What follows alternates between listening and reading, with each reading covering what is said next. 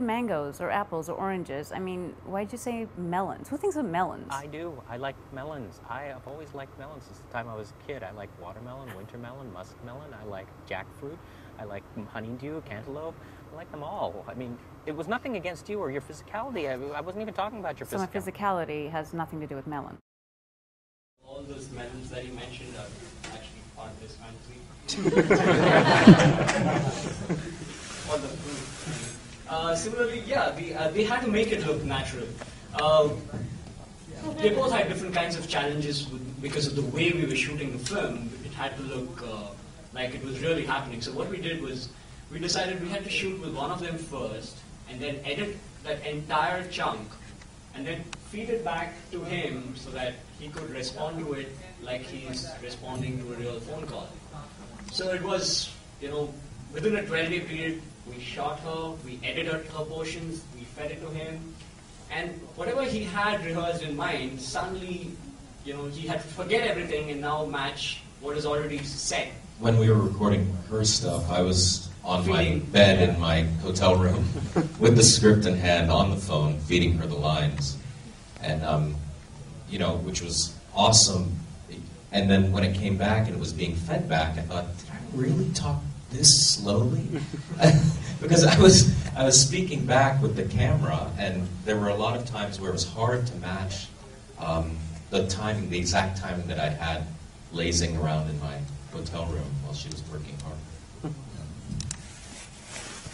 So some of the ends of phrases and lines are improv in some ways. And I'm sure in her situation too, were there some things that were improv as well in what you did in front of the camera, or? No, I think Seema came prepared with her improv because she kept calling me from Bombay. He couldn't because he's from, so we used to Skype quite a bit. But with her, she used to keep calling me and she used to say, "Can I do this with the Irish accent?" And I'm like, "Irish accent for why?" I said, "No, it sounds too preachy. If I do it with an Irish accent, I can make it look like a joke." And then she actually did it, and I'm like, "Wow, that sounds really good." So when she didn't pretty much change, and it was good she didn't change because then it would have made it that much more difficult for him. So he knew the script and he knew what she was saying, so he could play with that within the time he was getting it. 10 seconds or 20 seconds. How do you know? The size of our dialogues, like 25-second, 30-second long dialogues. And it was a continuous take, so he had to wait for those 25 seconds, emote it, and then at the end of this 25 seconds start speaking, right? So I think I had a fantastic cast and a support cast, because it's not easy to just not have lines but be there in the car and have a presence. Especially Raja was like a first-time actor, so we were all very, very nervous about him.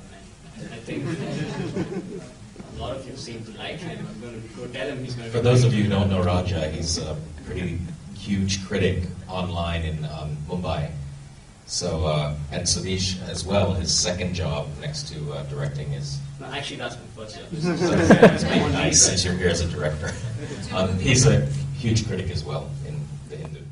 So the question was Sudhish. I mean, the transition from a film critic to becoming a film director, you want to just talk about that? How long have you been directing a film in your mind while trashing everybody else's film? No, actually, strangely, I started writing my first film before I started taking up my job 10 years ago.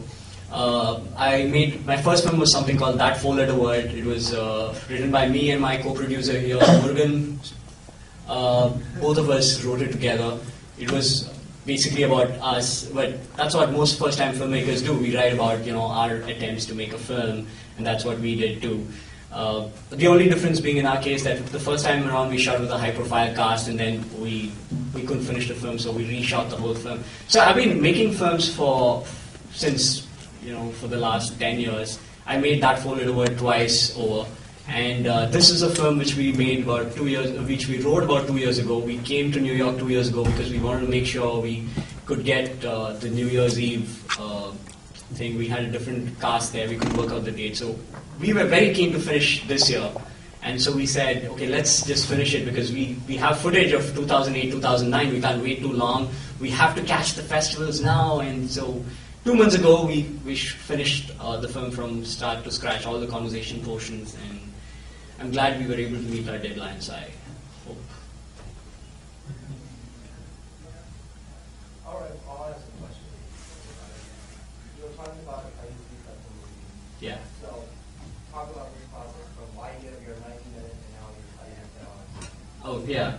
So, the way we wrote the film, this was like the first draft, okay? What you see, it was the first draft of the script, just the conversation and nothing else. Then what happened was, before I wrote the second draft, I wanted to see if it's flowing well and organically. So what I did was, I paired up my friends, complete strangers, guys with girls, and I said, you guys talk on the phone with this girl, you guys talk with this girl, and girls talk with these guys, and record 1 hour of the conversation and email it to me. So I had like 5-6 sets of guys and girls do this, and it wasn't anything new in terms of what they were talking about, because being absolute strangers, they would start off with discussing pop culture, you know, movies I like or music I like, and then go on to books, and before it ultimately comes down to their relationship, where they are in their life and stuff like that. So that wasn't interesting for me. What is interesting for me was what happened to these 6 people. You know, one was like this geek who was chatting with a girl way out of his league, so he was actually sitting with Google in front of him. She'd ask him a question, he'd Google for it immediately and say, oh yeah, that one, yeah, okay, and he would talk more. And so we decided that that's interesting. What kind of music do you like? The rock. The new rock. Like Coldplay? Coldplay. Yeah, like that. I love them! And so we did these 5 stories, but basically what we understood out of it was for any relationship to work, there had to be equal effort from both parties, and I thought that's an interesting point which we could bring out through the film, because this was just a phone call. This is just one relationship. There's so many other possibilities when 2 strangers talk to each other. So we thought it'd be interesting if they're going to tell each other stories into the night, and hence it becomes an all-night phone call. So we actually had them act out a few scenes, like, you know, a story, fictitious stories. Like first, he would talk about a geek who says guys often pretend to be who they are not, and we go into that geek story, which you will be able to find on YouTube on deleted scenes. So we treated that whole story as a sitcom, because it was like the first stage of a relationship, which is like a comedy, right? You're trying to be your best, you're trying to put your best foot forward, and so it's all fun. And then we wanted to show the disconnect between movies and life. So we thought we could do that kuch kuch hota hai bit, where, you know, people want different things from the same relationship. The Rahul and Anjali, Shah Rukh and Kajol, they come panting. They want to tell each other something. It's a very popular scene. So we spoofed that scene. We actually didn't spoof it much, but yeah. These guys recreated that scene, but they spoke in English. We used the original soundtrack to show the disconnect between the life, and this is also on YouTube. I love you.